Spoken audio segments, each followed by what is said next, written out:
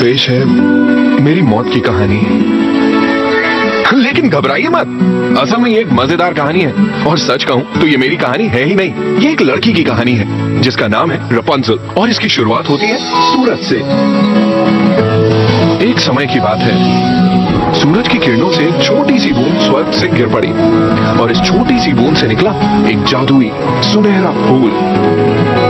उसकी खासियत ये थी कि वो किसी भी मरीज या जख्मी को ठीक कर सकता था।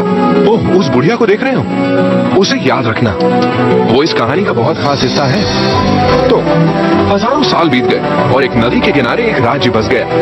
उस राज्य के महाराज और महारानी को सारी प्रजा बहुत चाहती थी और महारानी वो माँ बनने वाली थी, लेकिन बेचारी बीमार पड़ गई, बहुत ही बीमार। उनके पास ज्यादा समय नहीं था और ऐसे समय में लोग चाहते हैं कि कुछ चमत्कार हो जाए और इस कहानी का चमत्कार है वो जादुई फूल।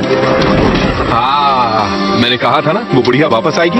बात ये है कि ये औरत जिसका नाम है मदर गॉथल, इसने अपनी जवानी को हजारों साल तक बचाकर रखने के लिए उस फूल की जादुई खासियत को किसी के साथ नहीं बांटा और अब बस उसे एक जादुई मंत्र गाना था। खुल जाओ, फूल खिल जाओ, अपनी जादुई शक्ति दिखाओ। बीत गए जो पल उन्हें वापस ले आओ, वापस ले आओ। समझ गए ना? फूल को मंत्र सुनाती और जवान हो जाती। डर लगा?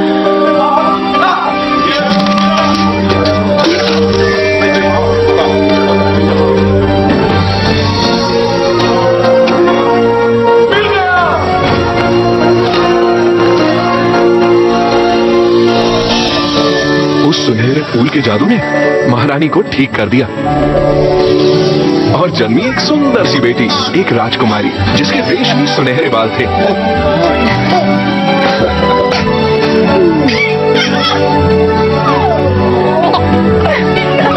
जानते हो ये बच्ची कौन है? ये है रपुंज़ल। उसके जन्मदिन के मौके पर महाराज और महारानी ने आसमान में एक कंदील छोड़ा और उस पल तक सब कुछ एकदम सही था, लेकिन सिर्फ उस पल तक। खुल जाओ, फूल खिल जाओ, अपनी जादुई शक्ति दिखाओ। बीत गए जो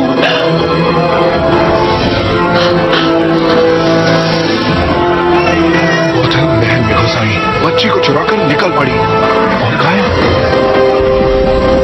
उस राज्य के सभी लोगों ने राजकुमारी को बहुत ढूंढा, लेकिन वो नहीं मिली क्योंकि दूर घने जंगल में एक गुप्त मीनार में गॉथल उसे अपनी बेटी की तरह पाल रही थी। हो गया, लौटा दो सब कुछ जो था मेरा, जो था मेरा। गॉथल को एक नया जादुई फूल मिल गया था जिसे इस बार हर हाल में उसे दुनिया से छिपा कर रखना था। मैं बाहर क्यों नहीं जा सकती? बाहर की दुनिया बहुत ही खतरनाक है, जहाँ लोग सिर्फ अपने ही बारे में सोचते हैं। तुम यहीं रहोगी जहाँ तुम्हें कोई खतरा नहीं, समझी मेरी नन्ही कली? हाँ माँ।